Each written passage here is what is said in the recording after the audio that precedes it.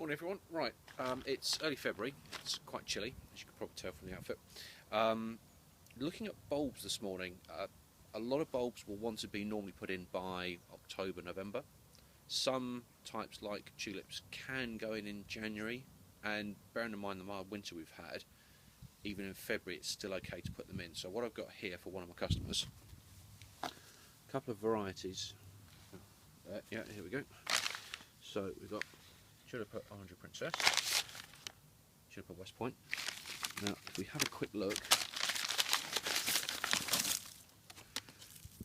now, these haven't been stored too well. They've got a bit damp and mouldy. However, they might still work. So we're going to put them in anyway, see what happens. But as you can see here, they've already started sprouting. So if they go in the ground now, the ground's not actually too cold, so they should be okay. Now normally you'd put these in groups of 3s or 5s or 7s, which is what I'm going to do, and then we can have a look in the springtime. I'll come back and I'll take a couple of snapshots of these just to see if they're looking any good. So get a better view of that. There we go. So we've got 12 of those. Doesn't matter if the skins come off them, they'll be fine. And the good thing with bulbs is that normally what you would do is where you've got the growth coming at the top, that would be pointing up, so they go into the ground this way. And the general rule of thumb is you want to put them 2 times the depth of the height of the bulb, so ignore what's growing out of the top, so that depth, and you want twice that into the ground, and that will sort them out. Now also, if you're not certain, some bulbs when you look at them you can't tell what's the top and what's the bottom, just either because they're too small or there's no roots coming at the bottom, there's nothing tipping at the top. So all you do is put them in what looks like sideways, that you can easily tell. And what will actually happen is the roots will actually pull itself the right way up so it can grow properly. Bulbs are clever like that. Okay. Okay, so I'm going to finish putting these in and then I'll take you around to the back garden. The lady who lives here has got lots of fabulous little bits in here, and she has lots and lots of Brodelaxia. I'll show you as they are now. When they come out they look fantastic, but I'll show you as they are now. There's a whole swathe of them along the front of her rose border that we've been turning over and feeding and putting in compost and all the extra bits that she has. A lot of fish blood and bone to sort out the texture of how the ground is there. It's the best soil of any garden that I look after here, just because there's so much work that goes in. We've got a double compost bin that we're constantly turning over and adding to, so the soil here is really good. If we have a look here, just using my hand, so if we squeeze it together it stays in a solid lump and then will break up really easily. That's what's called friable. That is exceptionally good soil, and because we feed it so much with compost, fish blood and bone and the other bits we can put in as well, we use a lot of potash from her bonfire in here as well, which helps the flower heads actually come out with a much brighter colour. That's why the soil is so good, but it's constantly ongoing. We put in probably 2 or 3 loads every year of bulky compost, either from the compost bin or for stuff we would make up from mixtures of John Ennis number 3 and anything else we can put in. We even recycle the old compost that comes from the old pots, so we'll use some of this, but only in small amounts, because in most cases any pots that have actually had any kind of soil in them that have been in there for a few years, most of the nutrients have gone and the composition of them is not very good. It just actually adds as an aeration to the new mix that we put in. So I'll show you that in a little while. I'll put it on pause, I'll get these in, and I'll show you what they look like in 15-20 minutes. Alright, see you in a bit. Okay, so we've got all those in now. While I was here I've also topped up their little water feature. It's been running a little bit dry. It's basically dry at the bottom, so we've got it up and running again. So the other bulbs we've put in, we've got some other double tulips which have gone in this bed, and these ones here,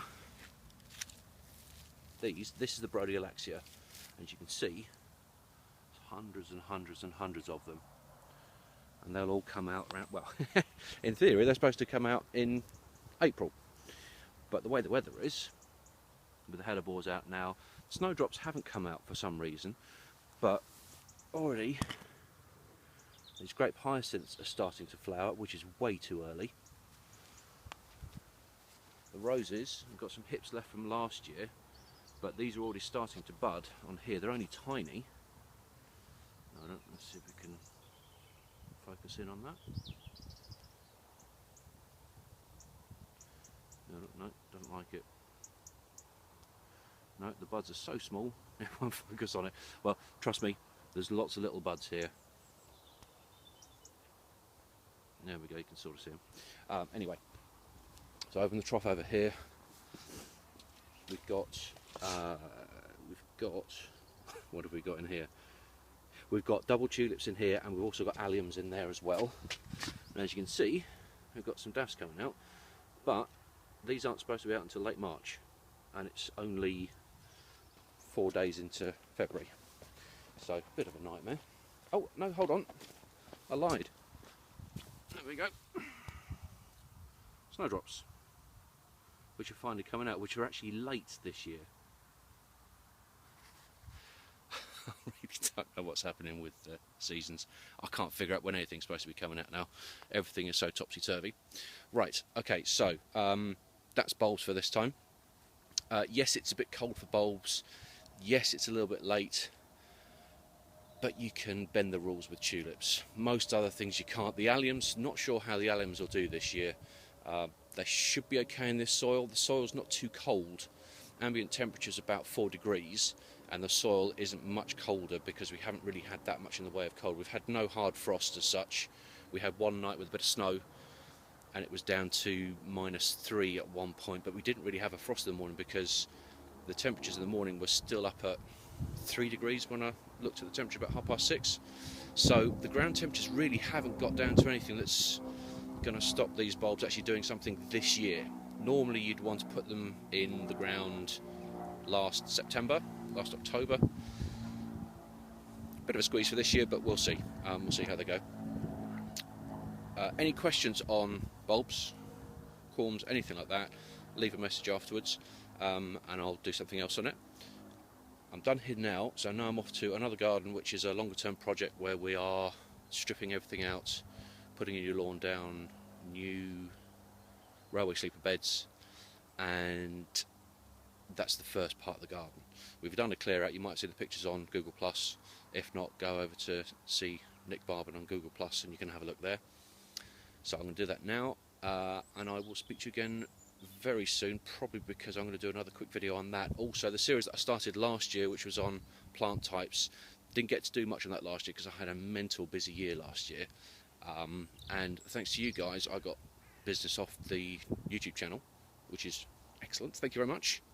And I've already got another lead already this year, so I'll be doing projects on that one as well. It's a little small garden, but we've got decking and lawn to go in there around a jacuzzi that I've had put in, so that should be good. Right, okay guys, have a good one, and I'll see you again soon. Cheers.